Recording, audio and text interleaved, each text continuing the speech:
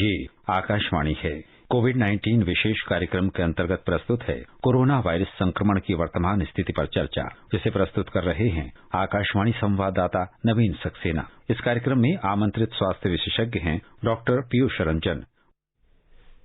नमस्कार। कहते हैं कि वक्त किसी के रोके रुकता नहीं है, और इसी वक्त के बहाव में संकट भी किसी के रोके रुकेगा नहीं। बहुत जल्द ये संकट भी खत्म हो जाएगा। बहरहाल, कोरोना संकट ने भारत ही नहीं दुनिया के देशों को लॉकडाउन में धकेल दिया है, और इस विपत्ति की घड़ी में जिन युवाओं की नौकरी छूटी उन्हें बड़ा झटका लगा। अवसाद ने अधिकांश लोगों को घेर रखा है। बीमारी की दवा उपलब्ध न होने से डिप्रेशन बढ़ रहा है, और लॉकडाउन समाप्त होने के बावजूद भी लोग मानसिक तनाव से गुजर रहे हैं। इसके अलावा भी बहुत से ऐसे सवाल हैं, बहुत सी ऐसी भ्रांतियां हैं जिसे लोगों ने अपने गले लगा रखा है, और लोग जिससे पीड़ित हैं और सोचते हैं कि क्या होगा क्या नहीं होगा। बहरहाल, कोरोना वायरस संक्रमण की वर्तमान स्थिति पर आज की इस परिचर्चा में आपके सभी सवालों का जवाब देने के लिए हमारे साथ मौजूद हैं स्वास्थ्य विशेषज्ञ डॉक्टर पीयूष रंजन। डॉक्टर पीयूष, कार्यक्रम में आपका स्वागत है। धन्यवाद नवीन जी, आपके माध्यम से देश के तमाम श्रोताओं से जुड़ने का मौका मिला। बहुत बहुत धन्यवाद। श्रोताओं, अगर आप इस कार्यक्रम का हिस्सा बनना चाहते हैं तो हमारी फोन लाइंस खुली हैं। फोन नंबर है 1800-115767। आप सवाल पूछ सकते हैं हमारे विशेषज्ञ से। इसके अलावा आप 23314444 पर भी सवाल पूछ सकते हैं। अगर आप दिल्ली से बाहर के श्रोता हैं तो 011 लगाना ना भूलें। कार्यक्रम में आगे बढ़ने से पहले एक नजर डाल लेते हैं कि देश में इस समय कोविड की स्थिति क्या है। देश में पिछले 5 सप्ताह से प्रतिदिन कोविड के औसत मामलों की संख्या में गिरावट आ रही है। हर रोज मामलों की संख्या कम हो रही है। एक महीने पहले जहां प्रतिदिन कोविड के लगभग 90,000 मामले सामने आते थे, वहीं घटकर अब 63,000 रह गए हैं, और साथ ही देश में ठीक होने वालों की संख्या में भी बढ़ोतरी जारी है। इसके अलावा भी डॉक्टर, बहुत से लोग हैं, जैसा कि हमने कार्यक्रम के शुरू में कहा, कि मानसिक अवसाद से गुजर रहे हैं। अब क्या करना चाहिए? जी, मैं इस समस्या के समाधान में एक गीत की 2 पंक्तियां कहना चाहूंगा कि दिल नाउमीद तो नहीं, नाकाम ही तो है, लंबी है गम की शाम मगर शाम ही तो है। इस शाम के बाद सवेरा जरूर आएगा। मन में सबसे पहले इस अच्छी भावना को, इस आशावादिता को आप रखें, और जैसे जैसे आप इस आशावादिता को अपने अंदर जिंदा रखेंगे तो तमाम तरह के अवसाद और दूसरी तरह की जो मानसिक परेशानियां हैं, जो झल्लाहट है, जो तकलीफ है आपकी, वो दूर हो जाएगी। डॉक्टर, तनाव, चिंता और घबराहट, ये स्वास्थ्य समस्याओं का भी सामना कर रहे हैं लोग इस दौरान। तो इस दौरान अगर उन्हें इस तरह की किसी तरह की एंजाइटी फील होती है, या किसी तरह की टेंशन होती है, चिंता या घबराहट होती है, तो उन्हें क्या करना चाहिए? देखिए, इसके लिए सबसे पहले आवश्यक है कि वो अपने आप को भ्रांतिपूर्ण जानकारियों से दूर रखें। जी। जैसे कि तमाम तरह की सोशल मीडिया जहाँ जो एक तरह से लोगों के जोड़ने का एक माध्यम है, लेकिन मैं बड़े दुख और जिम्मेदारी के साथ कहता हूँ कि बहुत सारी जानकारियां जो सोशल मीडिया पर आपके पास परोसी जाती है, उसमें बहुत सारी जानकारियां ऐसी हैं जो कि सनसनी फैलाने के लिए होती हैं। वो सत्य और तथ्य से थोड़ी दूर होती है। तो ऐसी जानकारियों से, जो अपुष्ट जानकारी है, उससे अपने आप को दूर रखें। जानकारी का स्रोत हमेशा वही रखें जो कि आपके लिए तथ्य परक हो, जैसे कि रेडियो हो गए, या फिर जो अन्य सरकारी एजेंसियां हो गई, या फिर जो वैज्ञानिक जर्नल हुए, उनके द्वारा आप जो जानकारी मिले उसी पर आप विश्वास करें, भरोसा करें। नंबर 1। नंबर 2 ये कि ऐसे समय में बहुत सारे रिलैक्सेशन टेक्निक्स होते हैं। आप जब इस सच्चाई को स्वीकार कर लेते हैं कि कोविड और कोरोना वायरस आपके साथ थोड़े समय के लिए रहने के लिए है, यानी बिल्कुल 1 दिन, 2 दिन या 1 हफ्ते के अंदर में इससे आपको निजात नहीं मिलने वाला है, तो आप इसको स्वीकार कर लेते हैं। इस सच को जैसे आप स्वीकार कर लेते हैं, वैसे आप इससे लड़ने के लिए आप अपने आप को तैयार कर लेते हैं। तो लड़ने के लिए कैसे आप अपने आप को तैयार करेंगे? जो कोई भी बचाव के लिए जो आपके लिए तरीके हैं, जो प्रिवेंटिव मेजर्स जिसे कहते हैं, उसका आप बखूबी पालन करें। नंबर 1। नंबर 2, अगर आपको, आपके परिवार को या आपके आसपास के पास पड़ोस में किसी भी व्यक्ति को होता है तो उसे टैबूटाइज मत करें, बल्कि उसके लिए एक सपोर्ट बने कि कोई बात नहीं, एक वायरल इलनेस है जो कि 95, 97, 98, 99% लोगों में ठीक हो जाता है। तो इस मुश्किल घड़ी जो कि 1 सप्ताह तक रह सकती है, उसमें आपके साथ बराबर शामिल है। तो जैसे भी आप ये एक सोशल सपोर्ट को मजबूत रखेंगे, तो अगला जो कि इस बीमारी से ग्रसित है, वो खुद अपने अंदर जो अवसाद की भावना जो कि भविष्य में अगर घर कर जाएगी, तो उससे अपने आप को दूर रख सकता है, नंबर 1। नंबर 2, खुद भी आप आश्वस्त हो जाएंगे कि अगर खुदा न खास्ते अगर भविष्य में यह बीमारी आपको भी हो जाए, तो आपके लिए भी आपके साथ वाले पड़ोसी और समाज के दूसरे लोग आपके साथ बराबर खड़े हैं जी। और सबसे अंत में जो सबसे जरूरी चीज है वो ये है रिलैक्सेशन टेक्निक। कभी भी हम न चाहते हुए भी कभी कभी जो है चिंता या अवसाद या दूसरी चीजें आ जाती हैं, तो उसके लिए जो बहुत सारे रिलैक्सेशन टेक्निक है, जैसे ब्रीदिंग टेक्निक हम लोग कहते हैं, जैसे कि अनुलोम विलोम, सांस का लेना, सांस का छोड़ना, और उसके बाद योगासन, थोड़ा ध्यान रखना, थोड़ा ध्यान करना, मेडिटेशन करना। तो इन सभी चीजों से भी जो आपको जो प्रारंभिक समय में जो अगर आपको चिंता, अवसाद, ये सारी चीजें हैं, तो वो सभी दूर हो सकती हैं। कभी कभी अगर ये चिंता और अवसाद जो है वो ज्यादा हो जाए, तो अपने आप को जो साइकोलॉजिस्ट या साइकेट्रिस्ट है उनकी मदद लेने से बिल्कुल भी ना रोकें। जी डॉक्टर, ये कुछ तरीके हैं जी। इस पे हम आगे चर्चा करेंगे। इस बीच हमारे पहले श्रोता अपने प्रश्न के साथ हमारे साथ इस कार्यक्रम में जुड़ रखे हैं। बलरामपुर से रिंकी तिवारी हमारे साथ जुड़ रहे हैं। नमस्कार रिंकी जी, कार्यक्रम में आपका स्वागत है। नवीन जी, जय माता दी। जी। और डॉक्टर साहब को भी जय माता दी। जी, जय माता दी। सर मैं ये पूछना चाहिए, जैसे कल नवरात्रि चल रही है, ठीक है जी, तो सर हम लोग कल व्रत रखेंगे, तो घर का भी काम हम लोगों को करना पड़ेगा, और जल्दी हम अपनी जो कोरोना काल चल रहा है, हम अपनी इम्यूनिटी कैसे रखें और अपने आप को कोरोना से बचाव कैसे करें, हमारी इम्यूनिटी भी सही रहे और हमारा काम भी पूर्ण हो जाए। धन्यवाद सर। डॉक्टर, कोरोना काल में अब बहुत सी गतिविधियां शुरू हो रही हैं, धार्मिक गतिविधि भी उनमें से एक है, और जिस तरह से इन्होंने प्रश्न किया कि नवरात्र शुरू हो रहे हैं और इस दौरान लोग व्रत भी रखेंगे, तो क्या इससे इनकी इम्यूनिटी कमजोर हो जाएगी, या अपनी इम्यूनिटी को ये किस तरह से बनाकर रखें कि इनको कोरोना ना हो? जी, मैं बार बार इस बात को कहता हूं कि इम्यूनिटी एक दीर्घकालीन निवेश के जैसा है। जी। ऐसा यूजुअली नहीं होता है कि आप एक दिन में कुछ खा लें या कुछ ऐसी चीजें कर लें जिसके बाद कि आपकी इम्यूनिटी अचानक से बहुत बेहतर हो पाएगी। इम्यूनिटी के लिए आपको लंबे समय तक अच्छी आदतें, यानी कि बैलेंस डाइट, रोजाना व्यायाम, कसरत करना, और बुरी आदतें जैसे कि नशे इत्यादि चीजों से आपको दूर रहना होगा। तो धीरे धीरे आपकी इम्यूनिटी बेहतर हो जाएगी, जो कि बहुत सारे रोगों से लड़ने में आपकी मदद करेगी। इसके साथ साथ कुछ बीमारियां होती हैं जैसे डायबिटीज और दूसरी चीजें होती हैं, तो उसको जितनी ज्यादा आप कंट्रोल रखेंगे डॉक्टरी सलाह के अनुसार, तो आपकी इम्यूनिटी बेहतर होगी। अब इनके प्रश्न पर अगर हम आते हैं, नवरात्रि में अगर व्रत करना है तो इस दौरान अपनी इम्यूनिटी और इस रोग से बचाव कैसे कर सकते हैं?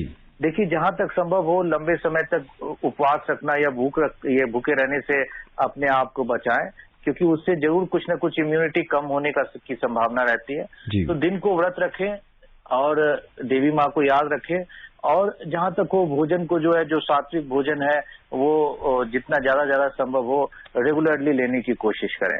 हमें उम्मीद जी। और जो सबसे महत्वपूर्ण है कि नवरात्रि में देवी माँ की उपासना आप जहां तक संभव हो अपने घर के अंदर करें, जहां तक हो भीड़ भाड़ वाली जगह पर जाने से अपने आप को रोकें, और खुद भी भीड़ का हिस्सा न बने और भीड़ की वजह भी न बने।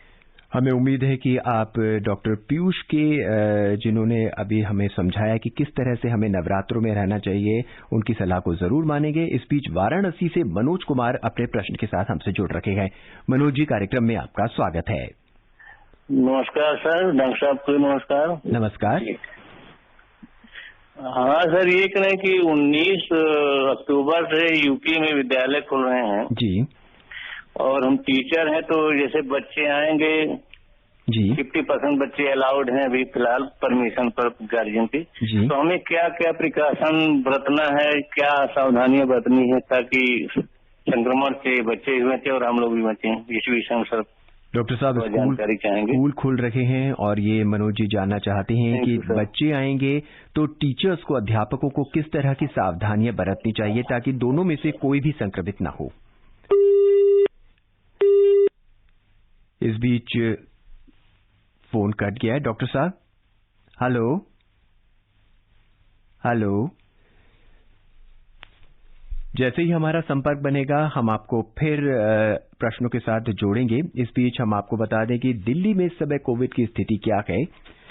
दिल्ली में पिछले 24 घंटों के दौरान कोरोना संक्रमण के 3,428 नए मरीजों का पता चला है और इन्हें मिलाकर राष्ट्रीय राजधानी में संक्रमित व्यक्तियों की कुल संख्या 3,24,400 से ज्यादा हो गई है। हालांकि दिल्ली सरकार ने इस बात की पुष्टि की है कि कोरोना वायरस से अब तक 2,95,699 व्यक्ति पूरी तरह से स्वस्थ हो चुके हैं।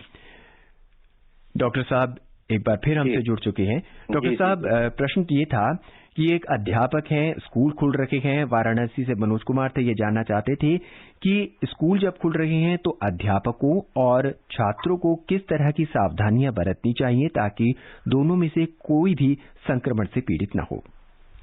इसमें जो सावधानी है कोरोना से बचाव के लिए वो बिल्कुल स्टैंडर्ड है जी, और वो सभी जगह पर सेम ढंग से लागू होता है। सबसे पहले मास्क पहने जी, नंबर 1। नंबर 2, बराबर अपने हाथ को धोते रहें, हाथ की सफाई रखें जिसको हम लोग पर्सनल हाइजीन कहते हैं।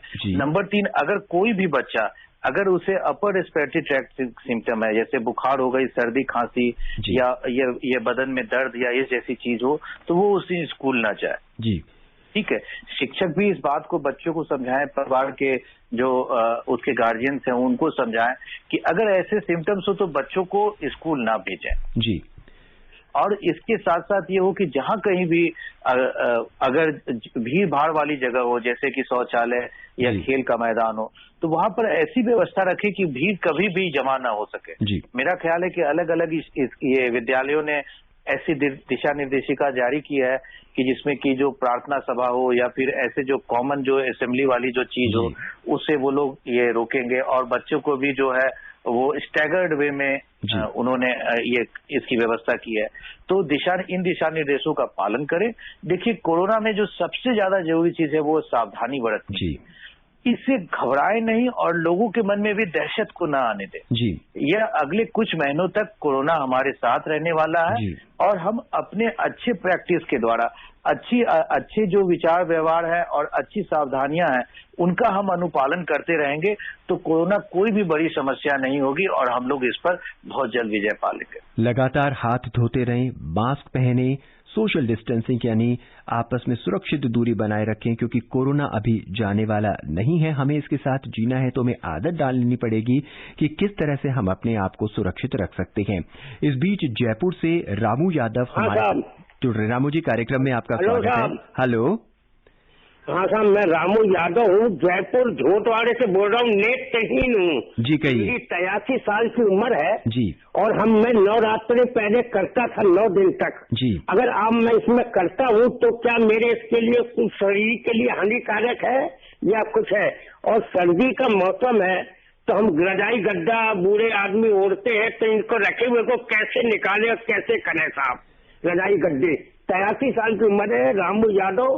रामू यादव जी नेत्रहीन हैं, 83 साल की इनकी उम्र है, कोरोना के बचने के उपाय जानना चाहते हैं और वही सवाल नवरात्रों में किस तरह से अपने आप को बचा के रख सकते हैं जी। जो पुरानी जो बातें कही गई थी उसमें मैं 1-2 बातें और ऐड करना चाहूंगा जी डॉक्टर, इनके लिए भी और जो बाकी और दूसरे श्रोतागण हैं उनके लिए भी जी। कुछ लोग ऐसे हैं जिन्हें की जो कि ये कोविड की पर का दुष्प्रभाव उसके कॉम्प्लिकेशन ज्यादा होते हैं। इनमें से जो हमारे जो बुजुर्ग सीनियर सिटीजन है और खासकर जो इनकी आयु जो 83 इयर्स की है, तो इन लोगों को विशेष सावधानी रखनी चाहिए। जहां तक संभव हो घर के दूसरे सदस्यों से मेरा आग्रह रहेगा कि इन लोगों को ज्यादा से ज्यादा जो अभी के समय में जो भीड़ भाड़ वाली जगह से बिल्कुल अलग रखें और जहां तक संभव हो कि घर से बाहर भी जाने के लिए और जो पब्लिक प्लेस पर जाने से इनको परहेज करें। ये इनके लिए सावधानी रखना अन्य लोगों की तुलना में ज्यादा जरूरी है। डॉक्टर साहब, अब जैसे मौसम बदल रहा है, खांसी जुकाम लोगों में बढ़ता चला जा रहा है और अगर दिल्ली की बात करें तो दिल्ली में भी प्रदूषण बड़ी तेजी से बढ़ रहा है। ऐसे में हम कैसे डिफ्रेंशिएट करेंगे कि ये खांसी जुकाम जो है हमें कोरोना नहीं है या ये खांसी जुकाम हमें इन्फ्लुएंजा या अलग तरह का वायरस है? देखिए, जो कोविड के जो सिम्टम्स होते हैं बिल्कुल नॉन स्पेसिफिक होते हैं जी। अभी तक के समय में कोई भी ठोस प्रामाणिक ऐसी कोई व्यवस्था नहीं है, कोई विधि नहीं है जिसमें हम क्लिनिकल फीचर्स के आधार पर ये कह सकें कि ये कोविड नहीं है या ये कोविड है। कोविड है या नहीं है, यह बात सिर्फ और सिर्फ जो इसके लिए जो जांच हम लोग करते हैं RT-PCR और जो दूसरे जांच हैं उसी के आधार पे हम लोग बता सकते हैं, सिम्टम के आधार पे नहीं बता सकते हैं।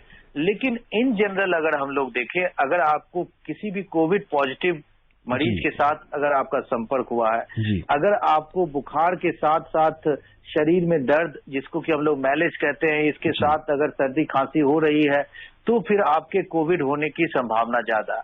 अगर इन आइसोलेशन, अगर आप पहले से एलर्जिक है, अगर आप किसी एलर्जेंस के संपर्क में आए हैं और आपको बार बार छींकने जैसी ऐसी चीज हो रही है, तो शायद वो कोरोना नहीं है। अगर बुखार के साथ आपको किसी दूसरी जगह लोकलाइज्ड इन्फेक्शन है, जैसे पेशाब में जलन या दूसरी तरह की चीजें हैं, तो शायद आपको कोरोना के अलावे जो दूसरी जगह की इन्फेक्शन है वो हो सकते हैं। अभी के टाइम में जैसे एक जो कॉमन जो है वो डेंगू और मलेरिया, इन सभी बीमारी जो है बहुत कॉमनली देखा जा रहा है। तो ऐसे समय में अगर अचानक से बहुत तेज बुखार आपको और उसके साथ सर में दर्द हो और बदन जो है वो लाल होने के जैसा हो जाए, तो शायद आपको कोरोना ना हो करके जो है वो डेंगू है। लेकिन मैं इन जानकारी के साथ आपको ये बात विशेष तौर पे सभी दर्शकों को कहना चाहूंगा कि वह जांच या वह तरीका जिसके द्वारा हम बिल्कुल स्पष्ट तौर पे ये बता सकते हैं कि ये कोरोना है या नहीं है, वो सिर्फ और सिर्फ नेजोफेरेंजियल स्वाब टेस्ट है। जी डॉक्टर, इस बीच दिल्ली से देवराज अपने प्रश्न के साथ हमसे जुड़ चुके हैं। देवराज जी, कार्यक्रम में आपका स्वागत है। जी नवीन जी नमस्कार। नमस्कार। डॉक्टर साहब को मेरा नमस्कार। नमस्कार जी।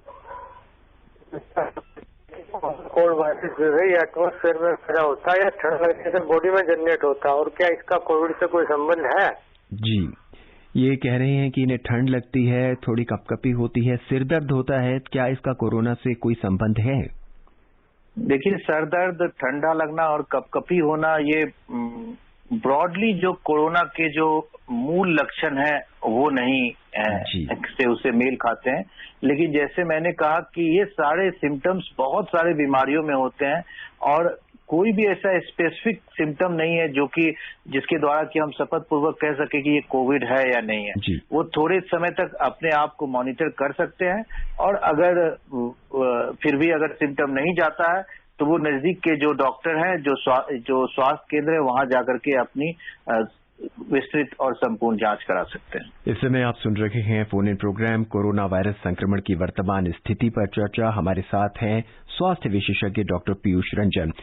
डॉक्टर, एक सवाल और जहन में आता है कि अगर किसी व्यक्ति को बुखार है, खांसी है, छींके हैं, तो कितने दिन बाद उसे कोरोना का टेस्ट कराने जाना चाहिए ताकि ये स्पष्ट हो जाए कि हाँ अब 4 दिन हो गए, अब मुझे कोरोना का करा लेना टेस्ट चाहिए, या दूसरे दिन ही उसे कोरोना का टेस्ट कराने जाना चाहिए?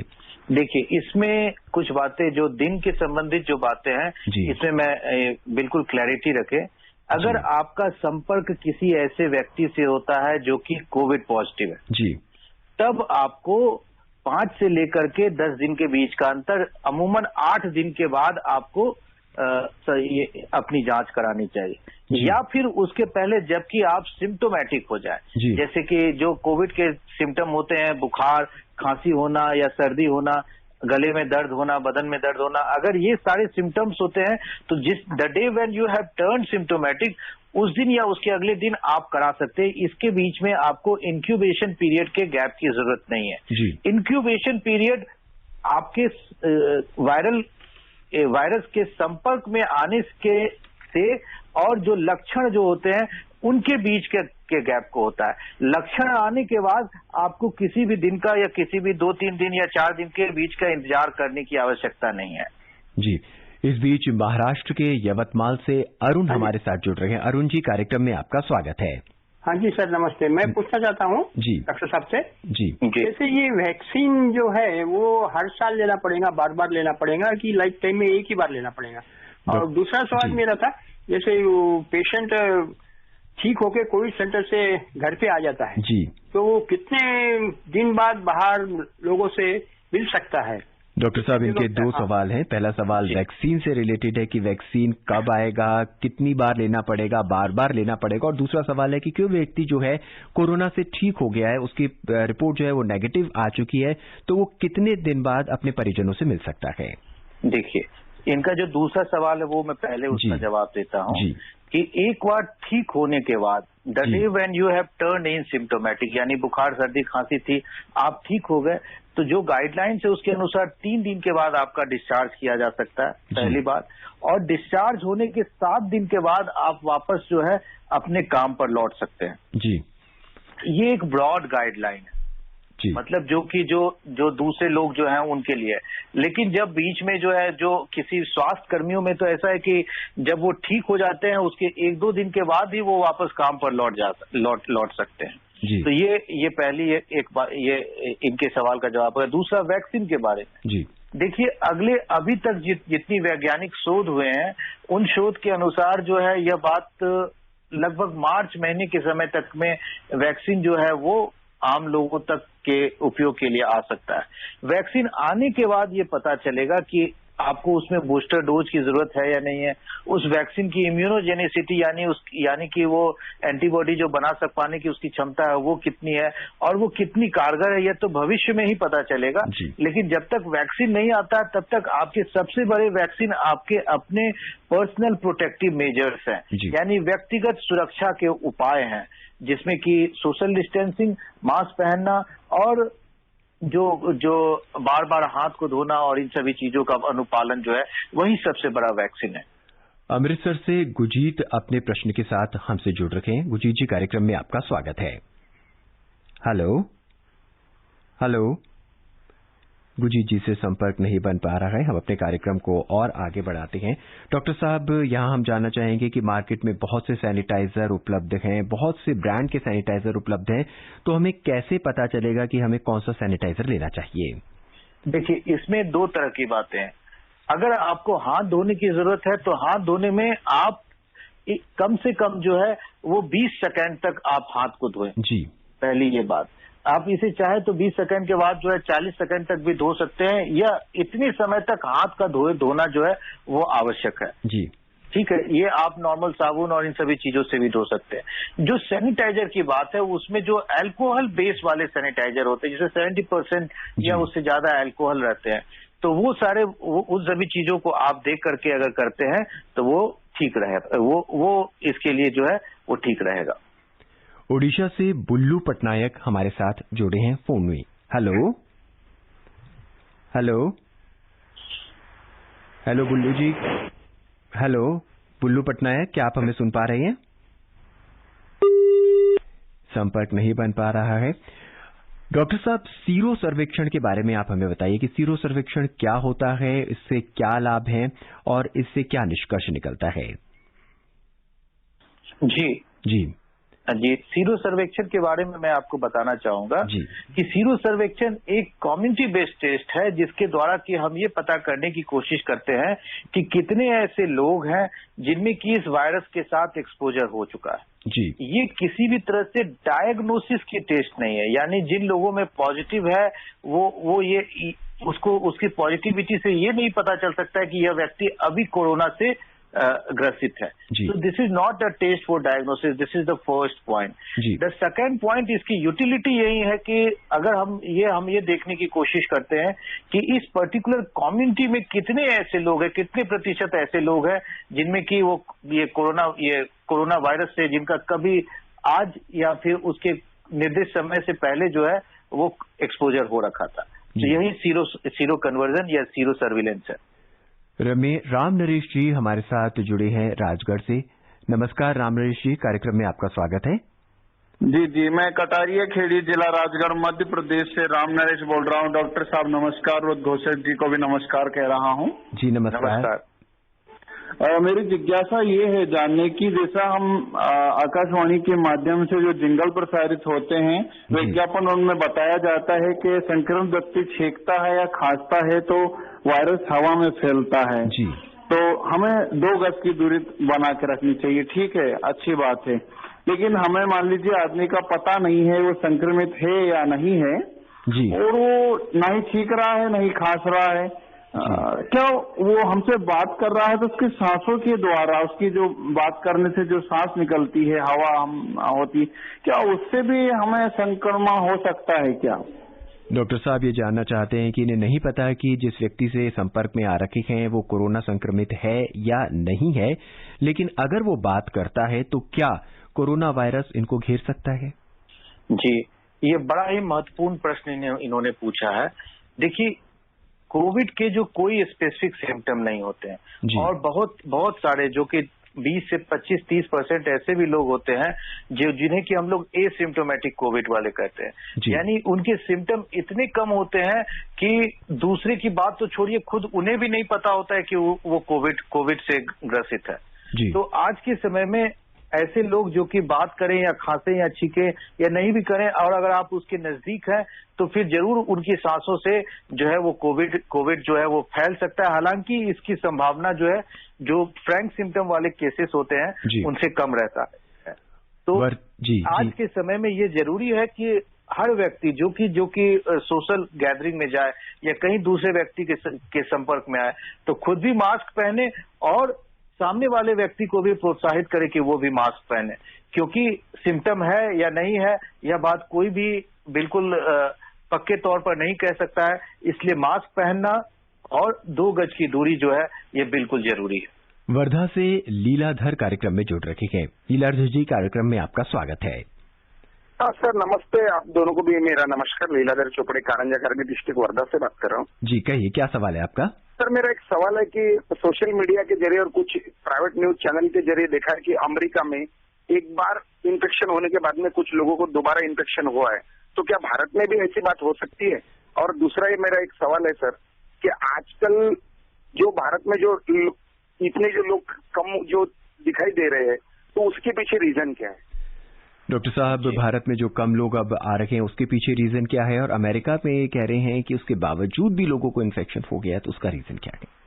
देखिए, कोविड में जो है वो जो दूसरे वायरल इन्फेक्शन है, इसमें ऐसा माना जाता था कि एक बार इन्फेक्शन होने पर लाइफ लॉन्ग इम्यूनिटी आएगी जी, और ये फौरी तौर पर जो दूसरे जो इस ग्रुप के जो दूसरे वायरस है, जो दूसरे सिंसिटियल वायरस है, उन सबों के आधार पर हम लोगों ने एक्स्ट्रापोलेट किया था, ये अनुमान लगाया था जी। ये ज्यादातर सही है, क्योंकि एक बार होने के बाद जो दूसरे फिर से री इन्फेक्शन के केसेस जो है वो रेयर है। लेकिन अभी के टाइम में इसके 2 इम्पोर्टेंट जो बात समझने वाली है। पहला ये कि जो व्यक्ति ठीक हो जाता है उसे भी जो सतर्कता और प्रोटेक्टिव मेजर्स जो हैं उसका पालन करते रहना होगा, क्योंकि अभी यह बीमारी नहीं है और हम ये बिल्कुल नहीं कह सकते हैं शपथ पूर्वक या बिल्कुल पक्के तौर पर कि एक बार हो जाने के बाद दूसरी बार ये बीमारी नहीं होगी। उन्होंने बिल्कुल ठीक कहा है कि ऐसे केस रिपोर्ट्स आए हैं जिसमें कि ये पता चला है कि फिर से री इन्फेक्शन हुआ, लेकिन उनकी संख्या कम है और ये प्रोटेक्शन कितने समय तक होगा ये भी किसी को नहीं पता है। डॉक्टर, वक्त हमारे पास बहुत ही कम है और कोरोना काल में अब बहुत सी व्यापारिक और धार्मिक गतिविधियां शुरू हो चुकी हैं। बहुत ही संक्षेप में आप क्या संदेश देना चाहेंगे? देखिए, इसमें जो धार्मिक गतिविधियां हैं उसके लिए मन में ईश्वर को रखें जी, खुद भी भीड़ का हिस्सा न बने और खुद भी भीड़ को न बढ़ाएं। ये सबसे ज्यादा जरूरी है। अगर आप स्वस्थ रहेंगे तो ईश्वर भी आपके साथ आपके पास निवास करेंगे। धन्यवाद डॉक्टर, सभी सवालों का जवाब देने के लिए, बहुत सी भ्रांतियां दूर करने के लिए। दोस्तों, अब वक्त कह रहा है कि हमें जाना पड़ेगा। कल इसी वक्त हम आपसे फिर मिलेंगे कुछ और सवाल लेके, कोरोना से संबंधित कुछ और ऐसी भ्रांतियां जिनको आपके मन में है उनको दूर करने के लिए। लेकिन तब तक आप ध्यान रखें, सुरक्षित दूरी बनाए रखें, हाथों को लगातार धोते रहें और मास्क पहने। इजाजत दीजिए, नमस्कार। कोविड-19 विशेष कार्यक्रम के अंतर्गत अभी आप सुन रहे थे कोरोना वायरस संक्रमण की वर्तमान स्थिति पर चर्चा, जिसे प्रस्तुत कर रहे थे आकाशवाणी संवाददाता नवीन सक्सेना। इस कार्यक्रम में आमंत्रित स्वास्थ्य विशेषज्ञ थे डॉक्टर पीयूष रंजन। ये कार्यक्रम आकाशवाणी के समाचार सेवा प्रभाग द्वारा प्रस्तुत किया गया। इसे आप हमारे mobile app news on AIR पर भी सुन सकते हैं। इस कार्यक्रम के संबंध में अपनी प्रतिक्रिया आप हमें ईमेल कर सकते हैं। पता है airnsgtalks@gmail.com। ये कार्यक्रम फिर से सुनने के लिए लॉग ऑन करें हमारी वेबसाइट newsonair.com।